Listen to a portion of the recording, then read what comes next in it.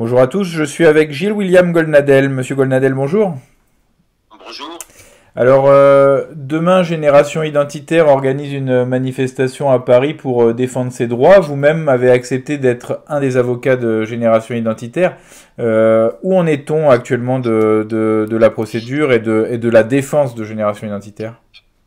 Écoutez, nous mettons la dernière main à la réponse au ministre de l'Intérieur sur les griefs qui avaient été adressés à Génération Identitaire vendredi dernier. Et nous avons 10 jours pour apporter la réponse. Donc le ministre aura sa réponse dans les délais requis, bien que ce soit difficile de répondre à 10 pages dans un délai aussi long, avec des incriminations multiples. Mais ce que je veux vous dire, ce qui est extraordinaire, si vous voulez, ce qui explique pour quelle raison, moi qui ne suis pas Génération Identitaire, j'ai accepté sans barguigner de représenter Génération Identitaire.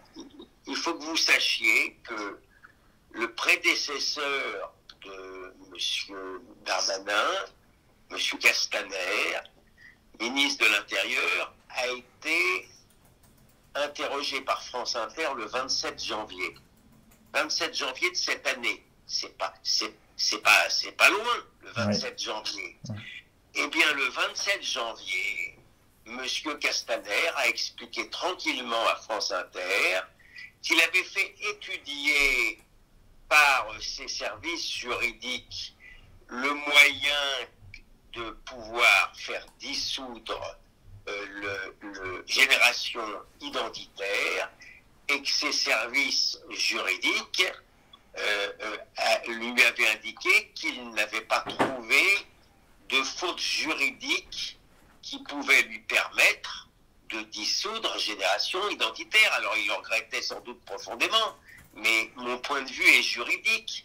Vous avez un aveu au 27 janvier, cher ami, Oui. qui dit qu'il n'y a pas de moyens juridiques pour dissoudre Génération Identitaire, et quelques jours après, on demande la dissolution, les mêmes services juridiques du ministère de l'Intérieur demandent la dissolution de Génération Identitaire. Est-ce que ce monde est sérieux, comme dit le Mais poète occitan? d'autant plus que là, dans la lettre de dissolution qu'on a pu lire, il y a toute une série de faits qui sont énumérés, mais je suppose que vous allez les reprendre point par point, puisqu'il y en a Oui, énormément qui ne concernent même pas Génération Identitaire en réalité. non, mais qui ne concerne pas. Ils avaient tout dit. Ils vont chercher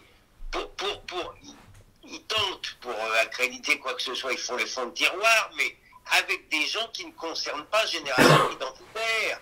Et dont d'ailleurs les actes reprochés ne justifieraient pas la dissolution de Génération Identitaire.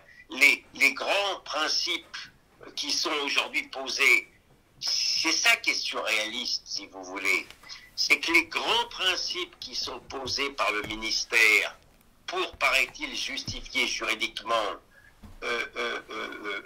la dissolution de Génération Identitaire sont des principes qui sont, si vous voulez, que le peuple français et même le ministre de l'Intérieur Darmanin ne reprendrait jamais à leur compte. Le fait, par exemple, une banderole halte à l'immigration. Écoutez, c'est fantastique. Ce serait constitutif d'une incitation à la haine raciale. Mais 70% des Français considèrent qu'il faut arrêter l'immigration. Alors il faut dissoudre le peuple français, y compris son ministre de l'Intérieur, qui explique à longueur de temps que lui va résister à l'immigration illégale. Le fait de railler l'impuissance d'État en matière de lutte contre l'immigration illégale, mais le ministre de l'Intérieur se propose de remédier à cette impuissance d'État pour lesquels ces jeunes-là sont effectivement désespérés ils prennent des actions qui peuvent ne pas plaire à tout le monde, mais qui sont jamais que des actions d'agit-prop exclusives de toute violence. C'est quand même fantastique, cela.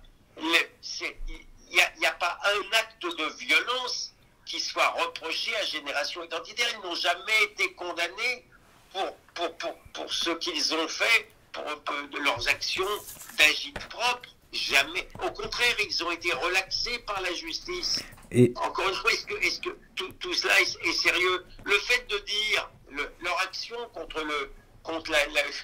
leur action contre la caisse des allocations familiales, ils considèrent, ces gens-là ont raison, ils considèrent que effectivement le fait que de ne pas séparer, si vous voulez, la citoyenneté française pour recevoir de l'argent avec les étrangers n'est pas juste, est contraire à l'idée même de toute citoyenneté qui donne un privilège légal et qui en plus est un facteur d'attirance pour les étrangers pour venir sur le territoire français, avec en plus qui plus est le regroupement familial. En quoi cela est-il raciste? 70% des Français pensent le contraire. On va dissoudre ces 70% de Français dans l'acide juridique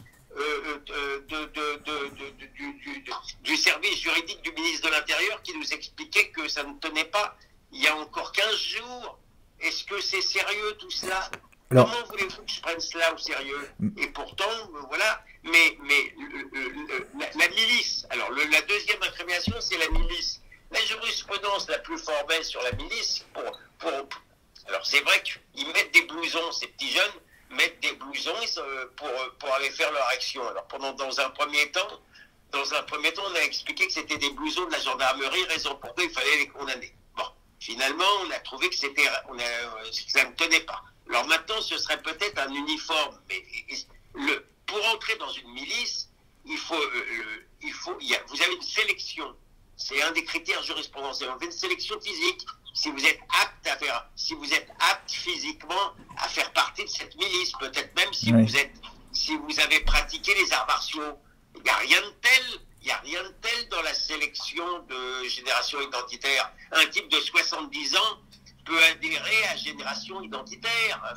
Je veux dire, où que je tourne mon regard, ça n'est pas sérieux, mais par contre, on ne va pas dissoudre des mouvements qui utilisent la violence, on va pas dire, ou le racisme. La Ligue de défense noire est toujours debout. L'UNEF qui fait des camps racisés interdits aux blancs ne pose aucun problème. Le nouveau parti anticapitaliste qui participe à des manifestations parfois interdites, où la violence est utilisée, ne pose aucun problème au ministère de l'Intérieur. Comment voulez-vous que je trouve cela extrêmement sérieux? Mais non, ça n'est pas sérieux. Justement, d'un point de vue juridique, Maître Golnadel, quelle va être la suite? Parce que c'est vrai que beaucoup de gens ne sont pas informés là-dessus. Vous allez faire donc un courrier adressé... On va faire un courrier, ensuite le ministère risque de prendre un décret malgré tout au Conseil des ministres, un décret de dissolution, et nous irons devant le Conseil d'État et nous verrons si la France est encore en état de droit. Permettez-moi d'avoir un doute, parce que si la France est en état de droit, après tout ce que je viens de vous dire, eh bien, il n'y aurait pas une demande aussi fumeuse de dissolution d'une association non violente. Donc, je ne vais pas jouer les fiers à bras. Je vois de temps en temps des décisions de justice qui m'étonnent un peu. Inversement, lorsque je vois le Conseil constitutionnel arranger les choses pour Héroux, qui va chercher lui et qui va chercher lui les migrants illégaux de l'autre côté de la montagne et qui bénéficie de la clémence judiciaire. Pardon de le dire, je n'ai pas non plus l'impression tous les jours de vivre dans un état de droit. Donc je roule pas des mécaniques pour savoir ce que sera la décision du Conseil d'État, parce que malheureusement, parmi les choses qui me rendent triste aujourd'hui dans ce pays, c'est qu'il arrive, alors je ne veux évidemment pas jeter le discrédit sur l'ensemble de l'institution judiciaire et administrative française, ce ne sont pas mes habitudes, mais en même temps, je vous dis la vérité. Par moment, on ne vit pas dans un climat de sécurité juridique totale. La réalité, elle est là. Vous avez des gens qui sont élargis par les juges, alors même qu'ils ont volé les portraits du président de la République. On nous explique qu'ils étaient dans un état de nécessité. Si vous ne voyez pas l'aspect idéologique des choses, c'est que voilà. Bon, donc les temps sont compliqués, si vous voulez. Lorsque je vois le procureur de Saint-Gaudens considérer que l'affiche, que la pancarte, la banderole, oui. Halte à l'immigration, elle pose un problème de racisme, et qu'il saisit le fils des génocides et crimes contre l'humanité, comment voulez-vous me demander d'être totalement tranquille dans le pays où un syndicat important de magistrats a construit le mur des comptes? Non, vous avez affaire à un avocat qui malheureusement n'est pas le plus mal placé pour savoir que même si la majorité des juges de ce pays sont des juges tout à fait convenables, qui appliquent le droit, il peut arriver des malheurs. Vous pensez que la manifestation de samedi est une bonne initiative? Non, franchement, là, je suis pas là-dedans. Je suis pas là-dedans. Je dirais non. Franchement, je me contente de faire mon métier d'avocat. Dernière question, si le ministre si le gouvernement en Conseil des ministres prend un arrêté, est-ce que votre recours devant le Conseil d'État sera suspensif de cet arrêté ou pas? Ah oui, il faudra que le Conseil d'État nous dise si ça tient ou pas. D'accord. Absolument. Il y aura le recours. L'association ne sera définitivement dissoute que lorsque le Conseil d'État aura tranché. Très bien. Maître Golnadel, merci. Mais je vous en prie.